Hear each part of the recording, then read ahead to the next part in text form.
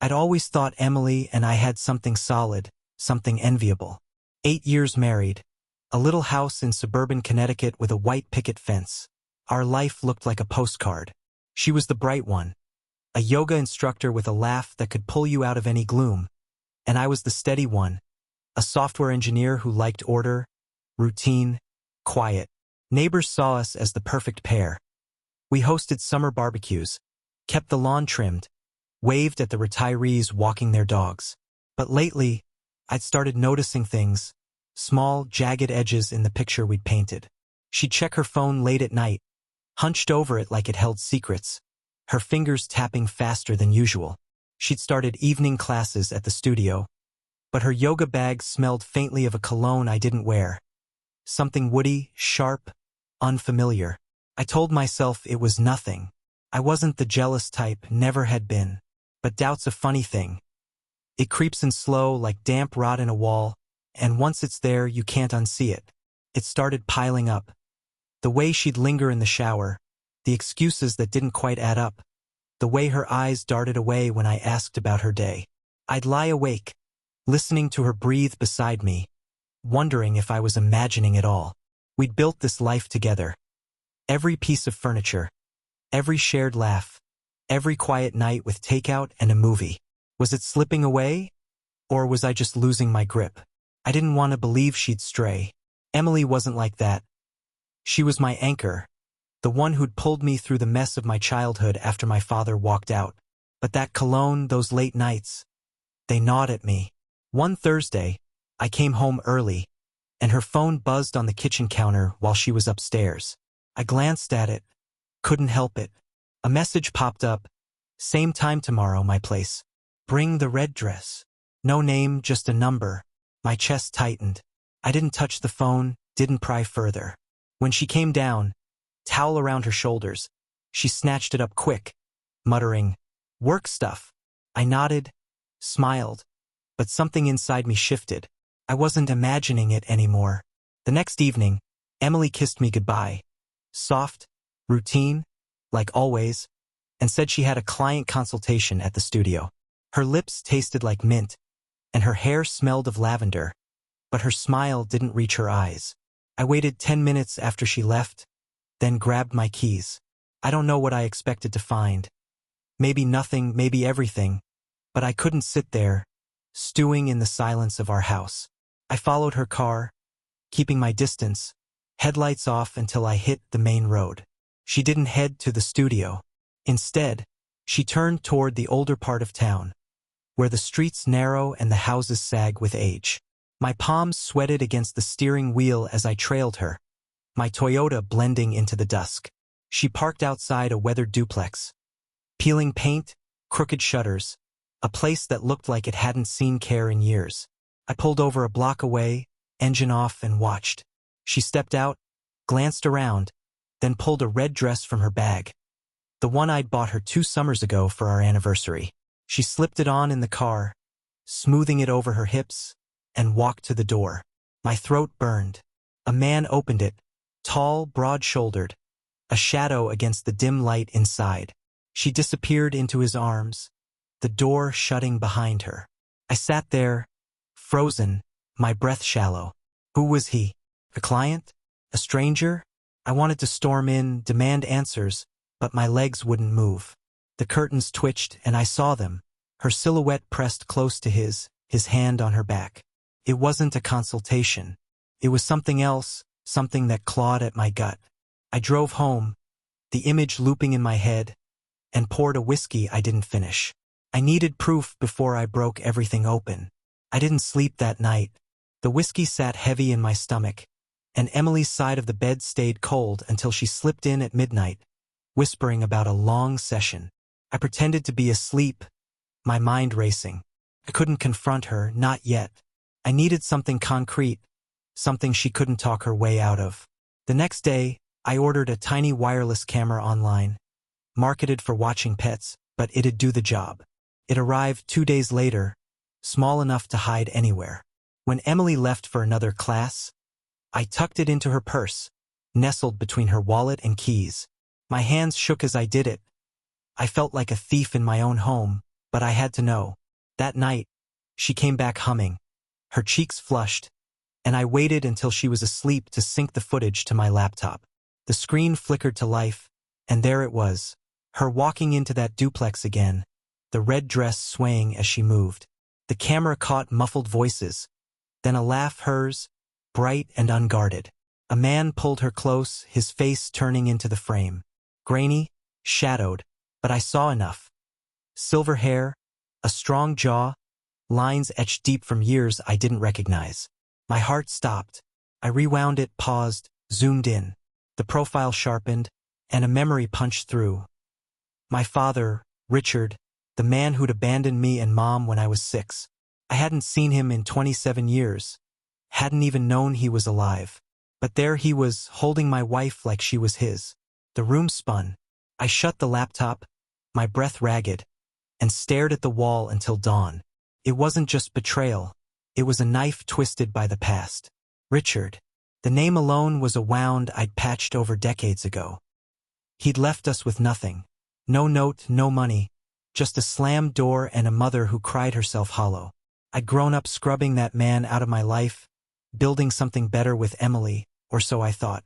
Now, here he was, smirking in grainy footage, his hands on her like he'd claimed her too. I watched the video again, forcing myself to see every detail. Her slipping off the red dress, his laugh gruff, cocky, filling the room. It wasn't a one-time thing. It was easy, familiar. How long had this been going on? How had he even found her? I remembered his face from old photos, harder now, weathered, but the same arrogance in his eyes. I'd assumed he was long gone, maybe dead in a ditch somewhere. But he'd been close, 20 miles away, close enough to reach into my life and tear it apart again. My fists clenched until my knuckles ached. Emily slept beside me, oblivious, her breathing soft and steady. I wanted to shake her awake, demand answers. How could she do this? And with him? But I didn't. Anger was there, hot and sharp, but something colder settled over it. I wasn't going to yell or beg. I was going to understand it piece by piece, then make them both pay. I got up, poured coffee, and started planning. The man who'd ruined my childhood wasn't going to ruin my marriage without a fight. I needed more than a shaky video. Doubt still whispered. Maybe I'd seen it wrong. Maybe it wasn't him. So the next day, I drove to the duplex, parking across the street under a sagging oak. Richard stepped out first, lighting a cigarette, his face clear in the daylight. The same nose, the same tilt of the head I'd inherited. My stomach lurched. Then Emily's car pulled up. She got out, cautious, scanning the street before darting inside. Through the window, I saw them, her leaning into him, his arm possessive around her shoulders. It was real, undeniable. I snapped photos, my phone trembling in my hand, each click a hammer on the coffin of our life together. I didn't cry. I didn't scream. I drove home, the rage hardening into something precise, lethal. They thought I was blind, weak, the kid Richard left behind, the husband Emily could fool. They were wrong. I'd spent years building systems, solving problems, seeing patterns. Now I'd use every bit of that to unravel them. This wasn't just about her anymore. It was about him, too. The ghost who'd haunted me was flesh and blood, and I'd make sure he regretted coming back. I couldn't let it go. Not after seeing them together in the daylight, her pressed against him like he was her home. The photos on my phone weren't enough. They were proof, sure, but I needed the why, the how, the depth of this betrayal. Sitting in our living room that night, the TV flickering silently, I stared at Emily as she scrolled her phone on the couch, humming some tune I didn't recognize. She looked so normal, so mine, and it made my skin crawl. How long had she been playing me? How had Richard, of all people, slithered back into my world? I had to know everything before I acted. Rash moves weren't my style. I built things methodically, and I'd dismantle them the same way. I waited until she was asleep, her soft snores filling the bedroom, then grabbed her phone from the nightstand. I cracked passwords before. Part of my job, so hers wasn't hard. Her birth year, lazy and predictable. I cloned it to my laptop, pulling texts, call logs, everything. The messages hit me like a punch. Missed you last night. Mark's clueless. You're better than he'll ever be. They'd been at it for 6 months. 6 months of lies while I cooked her dinners and fixed her car. Richard's number popped up dozens of times. Late-night calls she'd taken in the bathroom or on a walk. I scrolled further, bile rising, and found a photo she'd sent him. Her in that red dress, smiling like I didn't exist. My hands shook, but I kept going, piecing it together. Then I turned to him. A quick search online gave me scraps. Richard, 62. A mechanic who'd bounced between jobs, 2 failed marriages, a trail of debt.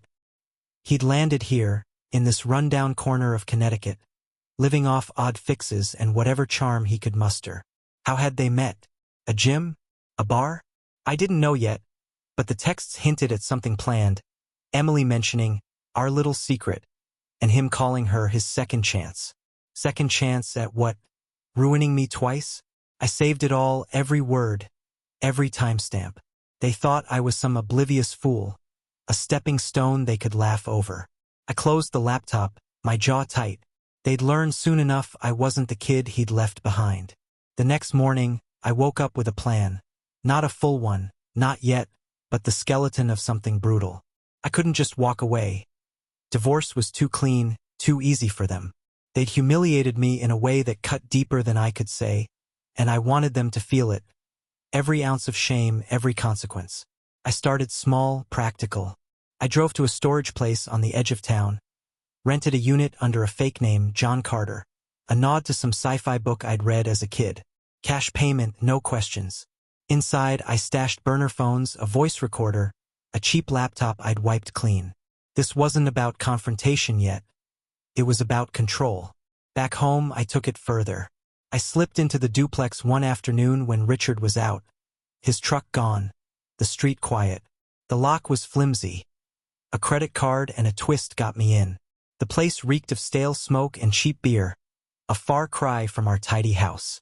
I planted a second camera, this one in a corner behind a dusty shelf, angled to catch the couch where they always ended up. I was in and out in 10 minutes, heart pounding but steady. That night, I watched the feed. Emily sprawled across him, laughing as he bragged about sticking it to the kid. They talked money. My money.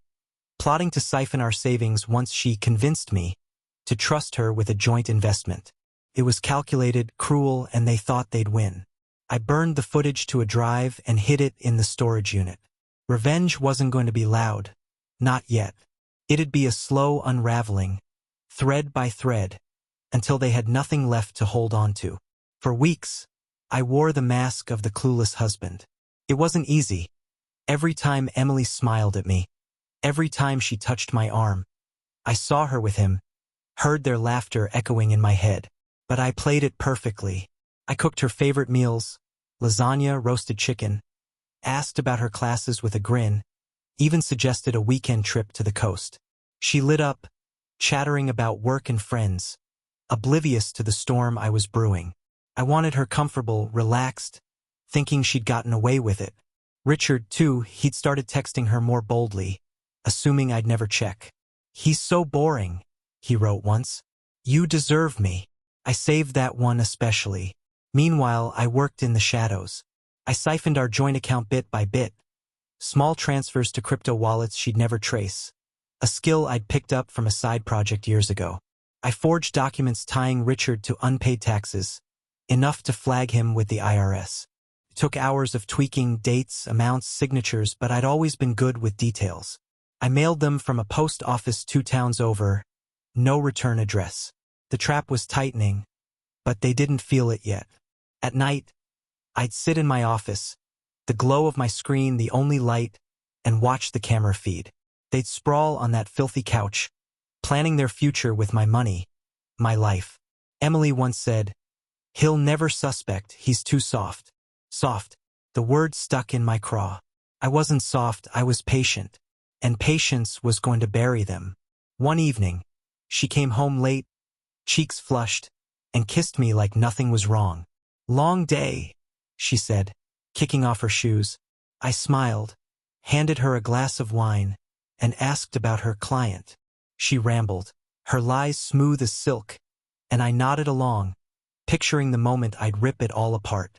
They thought they knew me, thought I'd crumble like I did when Richard left all those years ago. But I wasn't that boy anymore.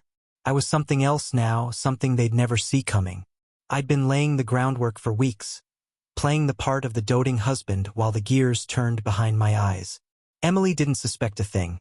She'd come home from her classes, all smiles and lavender scent, and I'd nod, ask about her day, pour her a coffee like nothing was wrong. It was exhausting keeping that mask on, but I needed her blind, needed them both to think they'd won. The storage unit was my sanctuary now. Burner phones, forged papers, that growing stash of footage. Every night, I'd watch the duplex feed, their voices grating through my laptop speakers, plotting how to bleed me dry. "He's got no backbone," Richard said once, smirking as Emily laughed. No backbone. I'd show them backbone. The first strike came quiet, deliberate. Emily was hosting a neighborhood potluck. Her idea. A chance to play the perfect wife for the cul-de-sac crowd.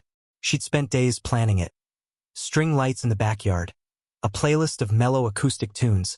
A spread of casseroles and homemade lemonade. I offered to help, carrying tables, chatting with neighbors, all while my laptop sat upstairs, loaded and ready. That night, as folks milled around with plates of food, I slipped inside, hooked the laptop to the TV, and hit play. The screen lit up with the duplex footage. Muted, no sound to draw attention at first, just Emily and Richard tangled on that couch. Her red dress a slash of color against his grubby shirt. I stepped back outside, beer in hand, and waited. It didn't take long. Mrs. Henderson, the nosy widow from next door, wandered in to grab a napkin and froze. Her gasp pulled others. Tom from across the street, the young couple with the toddler. Whispers spread like wildfire. "Is that Emily? Wait, that's Mark's dad?" The backyard emptied as people crowded the living room, staring at the loop of betrayal I'd curated. Emily's laugh died mid-sentence when she saw the screen. She stammered, It's not what it looks like." But the footage didn't lie. Richard was there too. He'd shown up uninvited, probably to gloat, and his face went white before he bolted for the gate. I stood by the grill, silent, watching her world crack. Neighbors stared at me, pity and shock in their eyes, but I didn't flinch. This was just the opening move. The potluck shattered Emily's facade, but I wasn't stopping there. The next morning, I filed for divorce.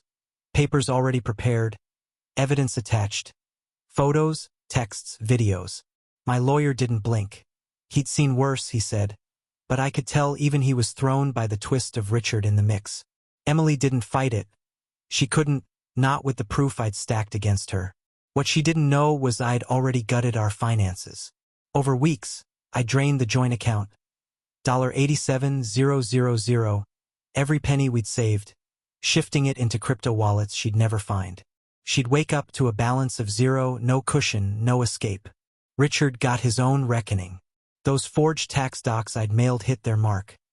The IRS swooped in, seizing his duplex, his rusted pickup, the measly $3,200 in his bank. I'd made it look like he'd dodged taxes for years, and they didn't question it. His sloppy life fit the profile. I leaked the story to his old haunts too. Texts to his ex-wives, whispers to the dive bars he frequented. "He's chasing his son's wife now," I'd typed from a burner, letting the gossip do the rest. Overnight, he went from small-time hustler to pariah. I pictured him scrambling, cursing my name, and it felt good, cold, clean satisfaction. Emily called me that afternoon, voice shaking, begging to talk. "Where's the money, Mark? What did you do?" I hung up without a word. They'd wanted my life. Now they'd choke on the ashes. Humiliation wasn't enough. I wanted them isolated, stripped of every lifeline. Emily's friends, her family, they'd always been her armor. The ones she'd run to with tears and excuses. I took that away too. From the storage unit, I mailed anonymous packages. Stills from the duplex camera, printed texts where she mocked her sister's cooking or laughed about her mom's pathetic advice. I added audio clips. Her voice, sharp and smug, calling them leeches while Richard chuckled. It was all real, pulled from months of recordings, and it hit hard. Her sister texted her once, "You're dead to me." And that was it. No more brunches, no more calls. She was alone. Richard's turn came next. His drinking buddies, the ones who'd slap his back and buy him rounds, got their own deliveries. Screenshots of him bragging about stealing Emily, calling them losers he'd ditch once he had my money. I'd watched him enough to know who mattered. Guys like Pete, who'd known him since the 90s, or Jimmy, who'd lent him cash. They cut him off cold. I drove by his old bar one night, saw him sitting alone at the curb, bottle in hand, and felt nothing but the hum of victory. They had each other now, a twisted lifeline, and I knew it'd snap under the weight. I'd made sure of it. They fled to a motel after the duplex was seized. A cheap, neon-lit dump on the highway. I hired a PI, a grizzled guy named Vince who didn't ask questions for the right price. He tailed them, snapped photos. Emily crying in the parking lot. Richard yelling, red-faced and slurring. They were unraveling, their love crumbling under the pressure I'd built. I took those shots and went online. Burner account, local forum. A post titled, "Cheating Wife and Deadbeat Dad." The love story. I uploaded everything. The motel pics, snippets of their plans, a timeline of their betrayal. It blew up, hundreds of comments, shares, people I'd never met tearing them apart. The fallout was instant. Emily's yoga clients dropped her. The studio fired her via email. Richard's last odd-job contacts ghosted him.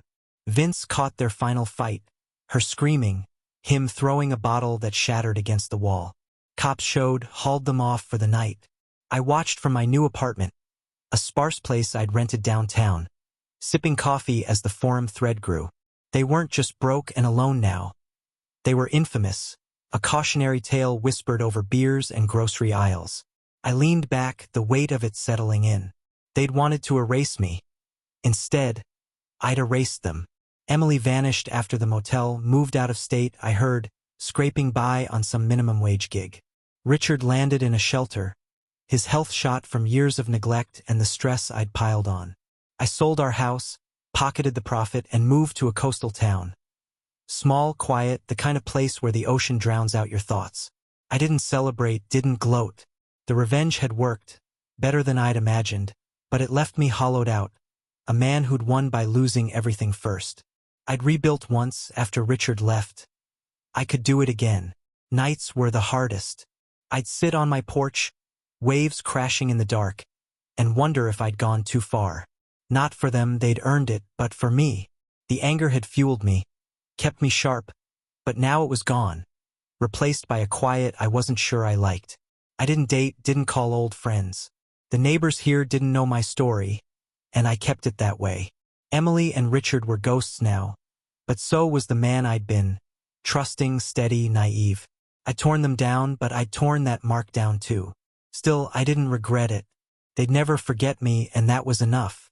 The coastal town became my refuge, a place where the air smelled of salt and the horizon stretched wide enough to swallow my past. I'd been here a year now, living in a one-bedroom cottage with weathered shingles and a porch that creaked under my weight. The money from the house sale sat in an account I rarely touched, enough to keep me afloat while I figured out what came next. I took freelance coding jobs, small projects that kept my mind busy without tying me down. The ocean was my constant. Its roar drowned out the memories of Emily's laugh, Richard's smirk, the life I'd burned to the ground. But some nights, when the wind stilled and the waves hushed, the echoes crept back. I got a letter one day, handwritten, postmarked from some nowhere town in Ohio. Emily's script, loopy and familiar, stared up at me from the envelope. I almost tossed it into the fireplace unopened, but curiosity won out. Inside, she'd poured herself onto the page. Apologies thick with regret, pleas for forgiveness, a story of a life unraveled. She was working at a diner, she wrote, sleeping in a rented room above it, no friends, no family, just the weight of what she'd done. I didn't know how much I'd lose, she said. I didn't know you'd fight back like that. There was no anger in her words, just exhaustion. A woman broken by her own choices and my response. She asked to see me, to talk, to make peace. I read it twice, letting her voice fill my head one last time, then fed it to the flames. Peace wasn't hers to give me, it was mine to keep. Richard's end came quieter. A clipped obituary popped up online one morning, found when I searched his name out of habit. Richard Allen Hayes, 64, passed away in a Hartford shelter. No known survivors. No survivors. The irony stung. He'd left me behind twice, once as a kid, once with Emily, and now the world marked him as alone. I wondered if he'd thought of me at the end, if my name had crossed his mind as his health gave out. Part of me hoped it had, hoped he'd felt the shadow of what I'd done. But staring at that screen, I didn't feel triumph, just a dull ache, a hollow space where rage used to live. They were gone from my life, both of them, and I was still here, standing on the other side of the wreckage. 2 years after the potluck, I stood on that porch again, coffee steaming in my hands, the dawn painting the ocean gold. The town had grown familiar, fishermen nodding at me on the docks, the barista at the corner cafe knowing my order. I wasn't the Mark from Connecticut anymore, the one with the picket fence and the trusting heart. That man had crumbled the day I saw Emily walk into Richard's duplex, and I'd built someone new from the pieces. Harder, maybe quieter for sure, but not broken. The revenge had been surgical, ruthless, and it worked. They'd lost everything, just as I'd planned. Emily faded into obscurity, Richard into the ground, and I was free. But freedom came with a price. I didn't hate them anymore. Hate takes energy, and I'd spent mine tearing their world apart. What lingered was a scar. Not raw, not bleeding, just there, a reminder of what trust could cost. I thought about Emily sometimes, her letters' ashes long scattered, and wondered if she'd found a way to live with herself. Richard, too, had he seen the end coming, alone in that shelter bed? I'd never know, and I didn't need to. They'd shaped me, unwillingly, into this. A man who could love, lose, and strike back without blinking. I didn't regret it. Not the cameras, not the money, not the public fall. They'd chosen their path, and I'd chosen mine. The waves crashed below, steady and endless, and I sipped my coffee, letting the warmth settle in my bones.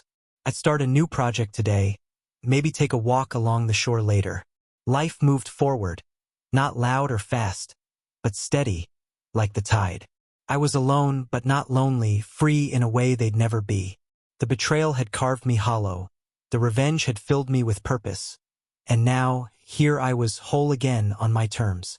I set the mug down, breathed in the salt air, and stepped into the day. They'd never take that from me again.